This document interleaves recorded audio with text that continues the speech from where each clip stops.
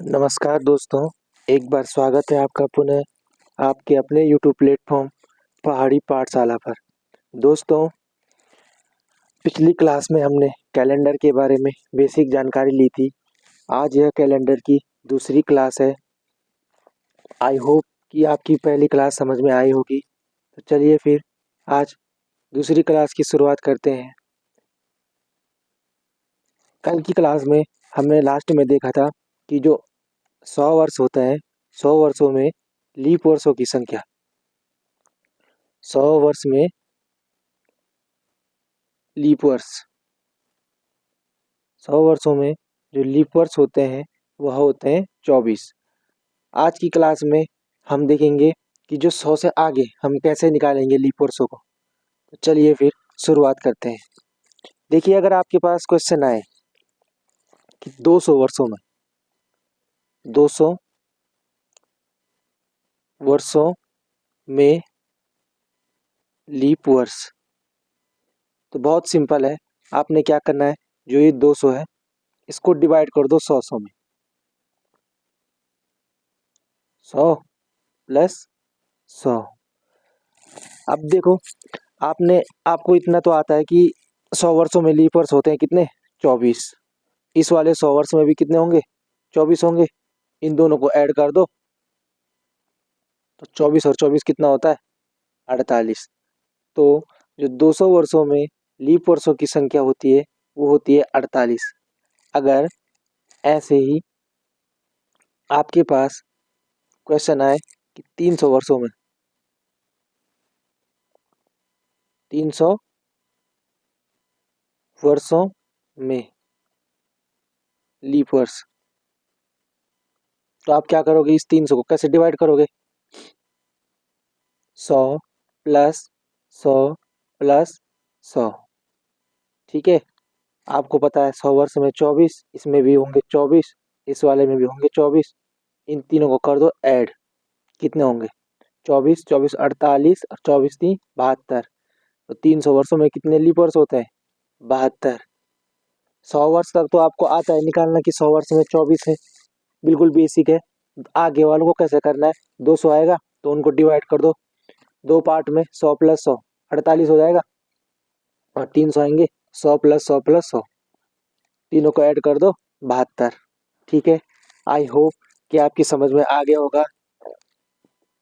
अब बढ़ते हैं आगे। अगर आपके पास सवाल आए 400 वर्षों में, 400 वर्षों में लीप वर्षों की संख्या, तो आप कैसे डिवाइड करोगे इन्हें, आपकी मर्जी है। देखो, आपको ये पता है कि आप चाहे इनको 100 में डिवाइड करो, 100 प्लस 100 प्लस 100 प्लस 100। ठीक है, या आप इनको ऐसे भी डिवाइड कर सकते हो, 300 प्लस 100, या आप ऐसे भी डिवाइड कर सकते हो इसको, कैसे, 200 प्लस 200। हर सिचुएशन में क्या हो रहा है, 400 ही बनेगा ना। लेकिन यहाँ पे इन सबको जोड़ के आ रहा है 96, 96। लेकिन एक चीज आपकी अपनी दिमाग में रखना कि अभी तक तो जो 200 आ रहा था ये एक शताब्दी है, इसमें हम अगर 400 का भाग देते तो नहीं जाता पूरा पूरा। अगर 300 रहता, 300 में अगर हम 400 का भाग देते तब भी नहीं जाता। लेकिन जो ये 400 है ये एक शताब्दी है, क्योंकि इसके पीछे भी 2 जीरो है। और अगर हम शताब्दी में देखेंगे कि लीप शताब्दी निकालनी है हमें, तो हम 400 का भाग देंगे। और देखो, इसमें 400 का भाग जाता है, 4 एकम 4, कैंसिल हो गया पूरा। 400 क्या है, एक लीप शताब्दी है, इसलिए जो 96 क्या होंगे, इसमें +1 होके ये हो जाएगा 97। +1 होके क्या हो जाएगा, 97। +1 होके क्या हो जाएगा, 97। तो दोस्तों, 400 वर्षों में जो लीप वर्ष होते हैं लीप वर्ष वो होते हैं कितने, 97। ठीक है, यहाँ पे आपने थोड़ा एक ट्विस्ट है इसमें, क्योंकि जो ये 400 क्या है, वो एक लीप शताब्दी है, इसलिए जो एक साल है वो जो 400वां साल है वो अभी एक लीप वर्ष होगा, इसलिए 400 वर्षों में लीप वर्षों की संख्या कितनी होगी, 97। आई होप यहाँ तक आपकी समझ में आ गया होगा। थोड़ा आगे बढ़ते हैं। अगर आपके पास आए कि 500 वर्षों में कितने लीप वर्ष होते हैं, कितने में, 500 में, तो आप क्या करोगे, इस 500 को आप ऐसे डिवाइड कर सकते हो, 400 प्लस 100। और आप जानते हो कि 400 वर्षों में 97 लीप वर्ष होते हैं, और 100 वर्ष में कितने लीप वर्ष होते हैं, 24। इन दोनों को ऐड कर दो, 97 और 24, ये निकल के आएगा 121 वर्ष। तो 500 वर्षों में कितने लीप वर्ष होते हैं दोस्त, 500 वर्षों में लीप वर्ष होते हैं 121। अगर यहीं पे आए कि 600 वर्षों में, 600 वर्षों में कितने लीप वर्ष होते हैं, तो आप क्या करोगे, आप करोगे 400, इसको तोड़ोगे 600 को, कैसे में तोड़ोगे, चाहे 400 प्लस 200 में तोड़ो, चाहे 400 प्लस 100 प्लस 100 ऐसे भी तोड़ सकते हो आप, आपकी मर्जी है कैसे भी तोड़ो, लेकिन तोड़ना सही। ठीक है, और 400 में आपको पता है 97, इसमें भी कितने होंगे, 24, इस वाले 100 में भी कितने होंगे, 24। और जब हम इन सबको ऐड करेंगे तो ऐड करके कितना आएगा, 24 24 48, और 97 कितना होता है, 145, 145 वर्ष।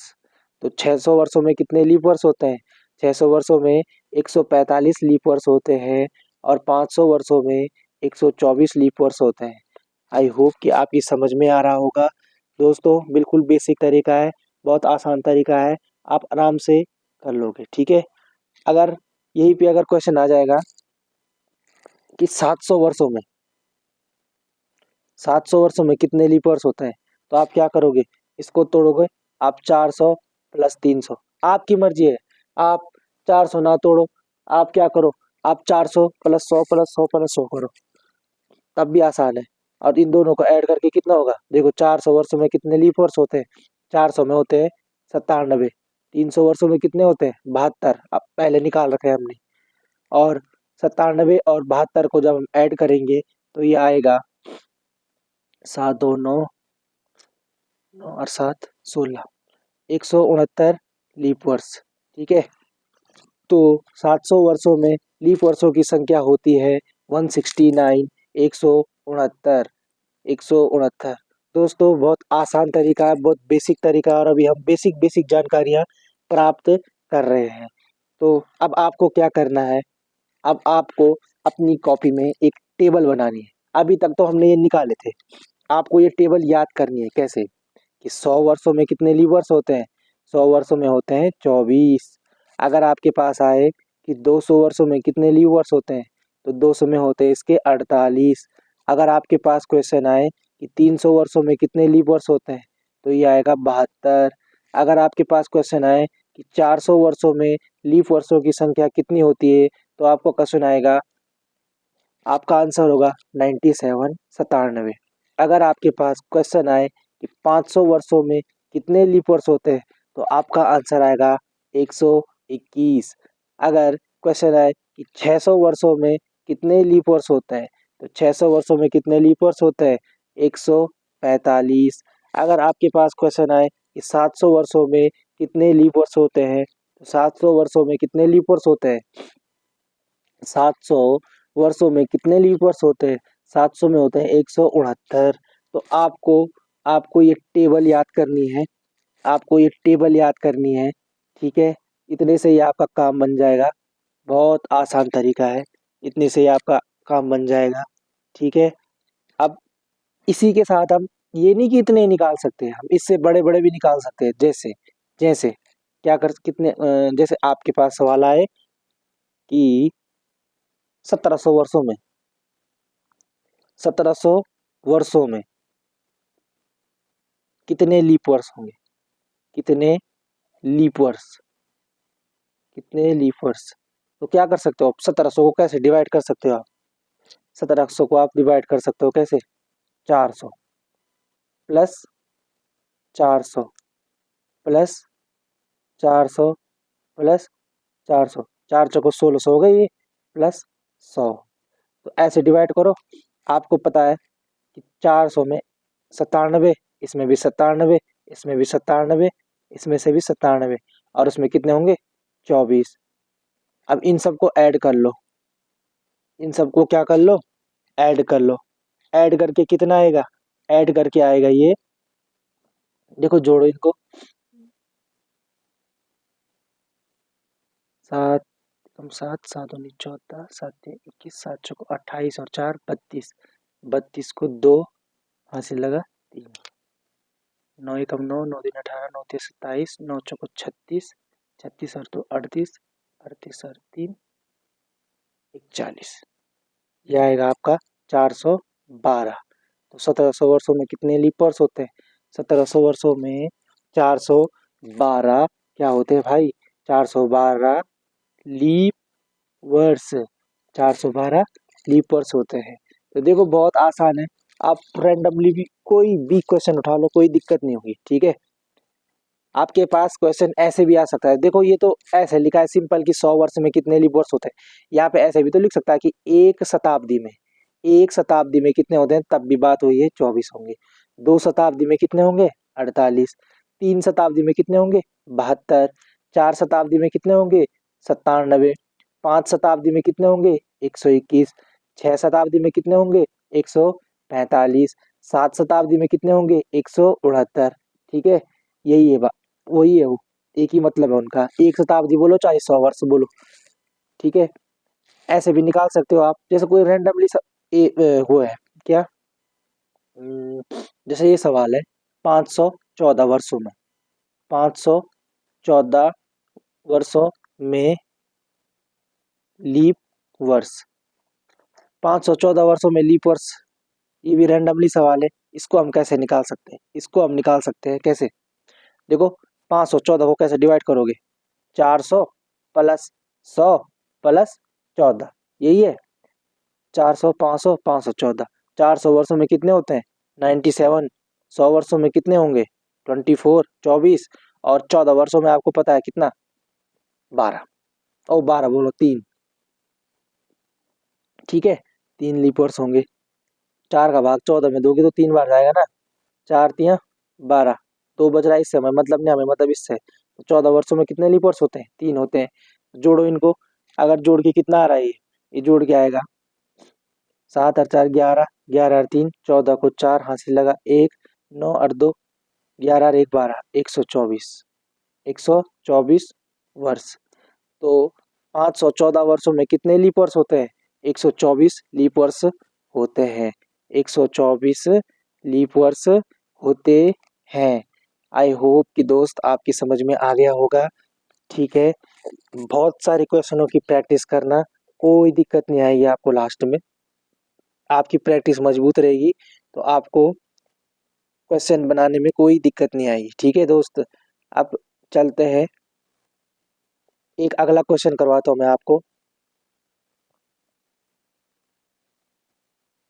अगर आपके पास जैसे सवाल आ जाए कि 605 वर्षों में कितने, 605 वर्षों में, अगर आपके पास क्वेश्चन आए 605 वर्षों में कितने लीप वर्ष, कितने लीप वर्ष, देखो टेबल याद करनी जरूरी है दोस्त, वो टेबल याद जरूर करनी है, पहले तो उनको निकालना है, उसके बाद उस टेबल को याद करना है, उसके बाद आपका काम बहुत आसान हो जाएगा। 600 है तो आपने कैसे तोड़ दिया इसको, 400 प्लस 200 प्लस 5, ऐसे तोड़ा, 400 200 600 605 हो गया। 400 वर्षों में आपको पता है कितने 97, 200 वर्षों में कितने आपको पता है, 200 वर्षों में कितने होते हैं 48, और 5 वर्ष में कितना होता है 4 एकम 4, एक बार जाएगा 1 होता है। तो फिर करो इनको, 8 7 15 1 16, 16 को 6 हासिल लगा 1, 9 4 13, 13 और 1 14, 146, ठीक है। तो 605 वर्षों में कितने लीप वर्ष होते हैं 146 लीप वर्ष, 146 लीप वर्ष। 605 वर्षों में कितने लीप वर्ष होते हैं, तो 605 वर्षों में 146 लीप वर्ष होते हैं। आई होप कि दोस्तों आपकी समझ में यहाँ तक बातें क्लियर आ गई होंगी। ठीक है, आगे बढ़ते हैं दोस्तों, एक नए सवाल में आएंगे। अगर अब थोड़ा क्वेश्चनों की तरफ चलते हैं। अगर अभी बेसिक बेसिक क्वेश्चन चल रहे हैं, आगे आगे जैसे हम बढ़ते रहेंगे वैसे वैसे आपको लगभग पूरे क्वेश्चन करवाए जाएंगे जो पेपरों में आते हैं। अगर आपके पास सवाल आए कि 1990 से 2010 तक कितने लीप वर्ष होंगे, ठीक है, 1990 से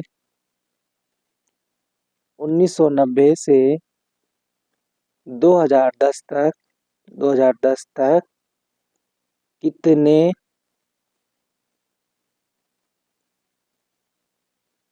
लीप वर्ष होंगे। 1990 से 2010 तक कितने लीप वर्ष होंगे। अगर आपके पास ये सवाल आए या आपके पास सवाल आए कि 1990 से 2010 तक 29 फरवरी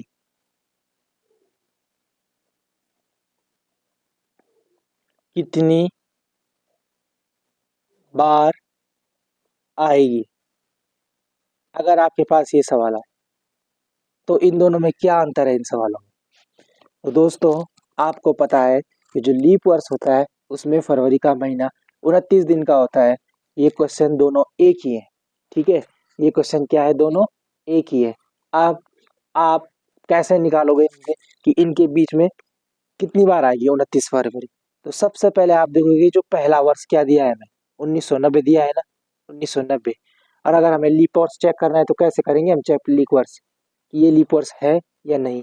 तो हम 4 का भाग देंगे ना। अगर हम 4 का भाग 90 में दें, शुरू के 2 डिजिट में देंगे 4 का भाग लीप वर्ष चेक करने के लिए। 4 दूने 8, एक रिमाइंडर बचा, ऊपर से उतारा 0, 10 हो गया। 4 दूनी 8, शेषफल बचा 2। अब देखो 4 का भाग 2 में जाता नहीं है, इसका मतलब क्या है, इसका मतलब 1990 लीप वर्ष नहीं है। फिर हम आगे चेक करेंगे, 91 भी नहीं होगा, 92 होगा, 1992। अगर 92 चेक करेंगे, 92, 4 का 4 दूनी 8, 1, 2, 4 तिया 12। देखो पूरी पूरी बार कट गया। तो 1992 एक लीप वर्ष है। तो हमको पता चल गया कि 1990 तो नहीं है, 91 भी नहीं है, 1992 क्या है, एक लीप वर्ष है। अब आपको पता है कि लीप वर्ष 4 साल बाद आएगा, तो नेक्स्ट लीप वर्ष कब आएगा, 1900, इसमें 4 ऐड करोगे 1996 में, फिर इसमें 4 ऐड करोगे 2000, ठीक है, 2000। उसके बाद फिर इसमें 4 ऐड करोगे कब आएगा, 2004।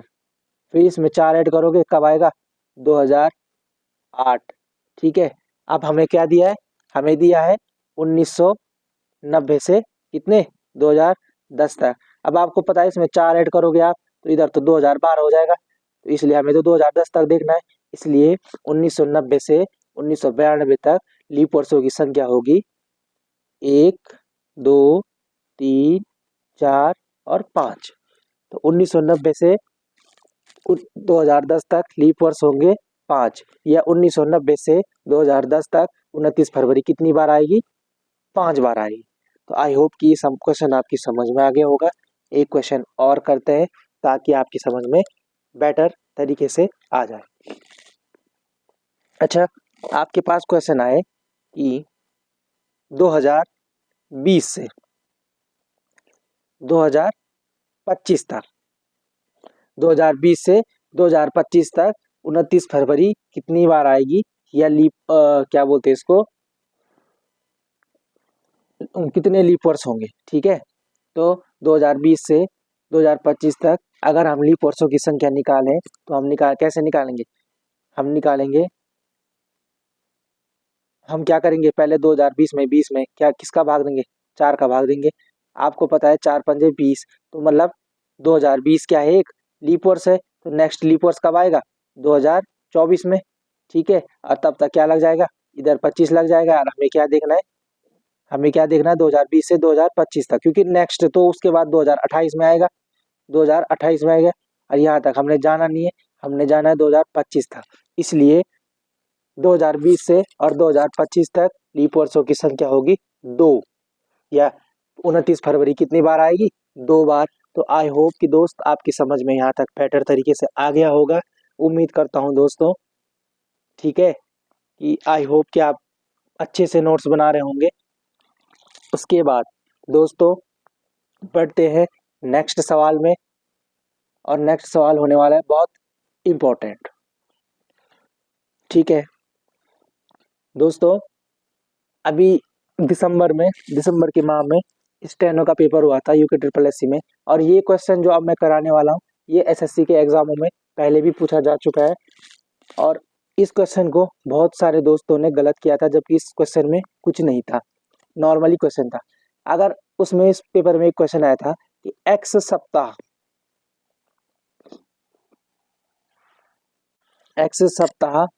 और एक्स दिनों में, एक्स सप्ताह और एक्स दिनों में कितने दिन होते हैं, कितने दिन होते हैं। अगर आपके पास ये क्वेश्चन पुनः अगर आ जाए, या आपके पास ये क्वेश्चन आ जाए, तो आप कैसे सॉल्व करोगे कि एक्स सप्ताह, क्या कहता है क्वेश्चन? क्वेश्चन कहता है कि एक्स सप्ताह और एक्स दिनों में कितने दिन होते हैं। तो आप क्या करोगे? तो सबसे पहले इस सवाल को करने से पहले मैं आपको एक छोटा सा एग्जाम्पल दिखा रहा हूं, और वो एग्जाम्पल है कि अगर आपके पास आए कि 2 सप्ताह, 2 सप्ताह और 5 दिनों में कितने दिन होते हैं।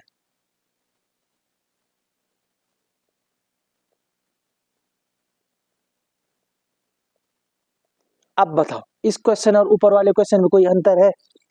अंतर कुछ नहीं है, सेम क्वेश्चन है। 2 सप्ताह बोले तो 2 हफ्ते। आपको पता है दोस्त, 2 हफ्ते में कितने दिन होंगे? एक हफ्ते में कितने दिन होते हैं? 7 दिन होते हैं। 2 हफ्तों में कितने होंगे? 14 दिन होंगे। तो 14, ठीक है। 2 सप्ताह का मतलब क्या हो गया? इसको सप्ताह को किस में कन्वर्ट कर दो? डेज में। तो 2 सप्ताह बोलो या 14 दिन बोलो, बात एक ही है। तो 2 सप्ताह को हमने यहाँ 14 लिख दिया, और प्लस 5 दिनों में कितने दिन होते हैं? 2 सप्ताह और 5 दिनों में कितने दिन होते हैं? तो आपका आंसर क्या होगा? आपका आंसर होगा 14 और 5 19, 19 दिन। था कि नहीं था? बहुत सिंपल। 2 सप्ताह और 5 दिनों में कितने दिन होते हैं? तो आप बोलोगे 19 दिन होते हैं। बस यही सवाल को ऊपर क्लिक करना है। अच्छा, एक सप्ताह में कितने दिन होते हैं? 7 दिन होते हैं ना। एक सप्ताह में 7 दिन होते हैं, एक सप्ताह में 7 दिन। तो एक्स सप्ताह में कितने दिन होंगे? एक्स की गुणा करोगे 7 के साथ, 7x। तो एक्स सप्ताह में कितने दिन होंगे? एक्स सप्ताह में दिन होंगे 7x, प्लस क्या बोला? एक्स दिन, दिन को भी एक्स कर लो, और इसका आंसर क्या होगा? 7x plus x is equal to 8x। बहुत सिंपल सवाल था, सिंपल सवाल। 8x दिन, ठीक है।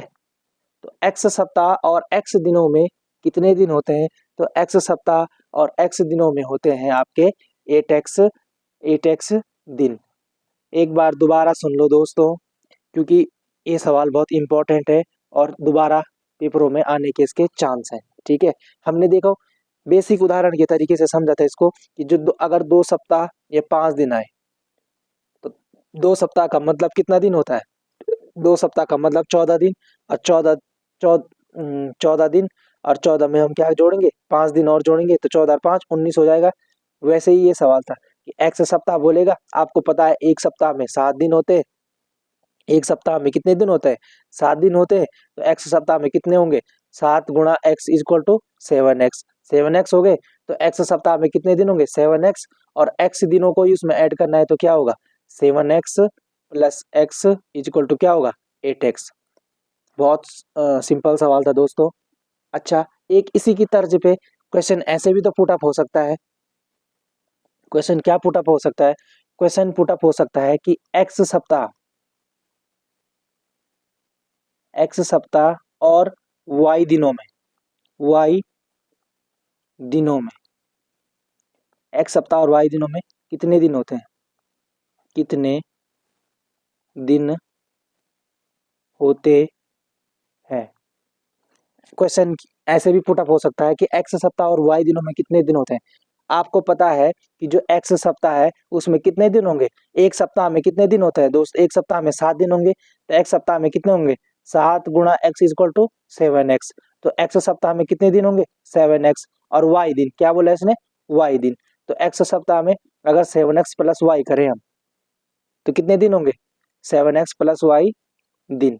क्योंकि उसमें तो x था, पिछले वाले सवाल में x था, वो एक जैसे थे इसलिए वो ऐड हो गए थे। अब इसमें तो y है, तो x के साथ 7x के साथ अगर आप y जोड़ोगे तो क्या होगा, 7x प्लस y दिन। तो दोस्तों उम्मीद करता हूँ कि आपकी समझ में ये सवाल आ गया होगा और मैंने अपने तरफ से पूरी कोशिश की है कि बिल्कुल आसान लैंग्वेज में समझाने की। अभी मैं यूट्यूब में नया नया हूँ और सीख रहा हूँ चीज़ों को, धीरे धीरे चीज़ों को अच्छे से एक्सप्लेन करूँगा आपके साथ। उम्मीद करता हूँ कि मेरे द्वारा ये जो कंटेंट प्रोवाइड किया जा रहा है आपको पसंद आ रहा होगा। दोस्तों चैनल पर बने रहिएगा, लाइक करिएगा, चैनल को शेयर करिएगा, सब्सक्राइब करिएगा, अपने दोस्तों तक पहुंचाइएगा। दोस्तों पढ़ाई निरंतर करते रहिएगा, मेहनत निरंतर करते रहिएगा, आपको सफलता जरूर मिलेगी। प्रैक्टिस करते रहिएगा, बस आपका दिन जरूर आएगा। एक पेपर आपके लिए ऐसा बना होगा जो बिल्कुल आपको मंजिल तक पहुंचा देगा। लेकिन उस दिन तक आपको बने रहना है, चाहे कैसी भी परिस्थितियां आए, अपनी लय मत तोड़ना पढ़ने की। आपको इधर उधर की बातें नहीं सुननी है। आपकी फैमिली सपोर्ट कर रही है आपको, बहुत बड़ी बात है। आप उनके विश्वास को कभी ना तोड़ें, बढ़ते रहिए मंजिल पर और खुद का आत्मविश्वास भी नहीं टूटने देना, लगे रहना है, एक दिन जरूर आएगा। अच्छे से नोट्स बनाइएगा, प्रॉपर बनाइएगा दोस्तों, किताबें पढ़ते रहिए, बेसिक सवाल गलत मत करना। बेसिक क्वेश्चन ही इंसान को मेरिट से नीचे ले जाते हैं, क्योंकि हार्ड क्वेश्चन तो बहुत कम बच्चे सॉल्व करेंगे क्यों नहीं, और बेसिक तो सभी सॉल्व करेंगे। और आपका अगर बेसिक गलत हो जाएगा तो आप मेरिट में उन लड़कों से बहुत पीछे आ जाओगे। इसलिए दोस्तों बेसिक सवाल कभी गलत मत करना, कोशिश करना और बेसिक